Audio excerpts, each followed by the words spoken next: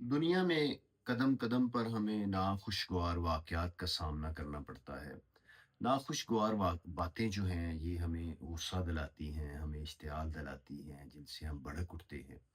तो ये यकीनी तौर पर जो हमारा हमें अपने मकसद से हटाती हैं।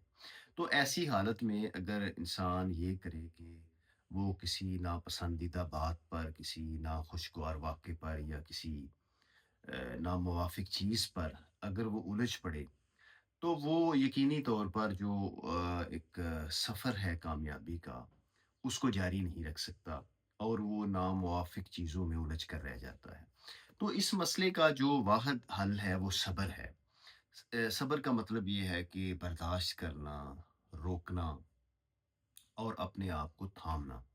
तो अगर ज़िंदगी में कभी किसी ऐसे कड़वे तजर्बे के साथ इंसान को सामना करना पड़े, तो वहाँ हमें बर्दाश्त करना चाहिए, हमें वहाँ बर्दाश्त का तरीका इख्तियार करना चाहिए।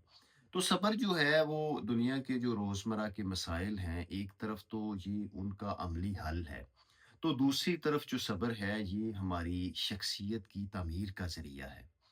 और सब्र ना करने वाला जो इंसान है वो मनफ़ी रुझानात के अंदर परवरिश पाता है, जबकि सब्र करने वाला जो इंसान है वो मुस्बत रुझानात के दरमियान में परवरिश पाता है। तो इसको हमें कभी भी पिसपाई नहीं समझना चाहिए, बल्कि ये जो है ये हमें जोश के रास्ते की बजाय होश का रास्ता दिखाता है।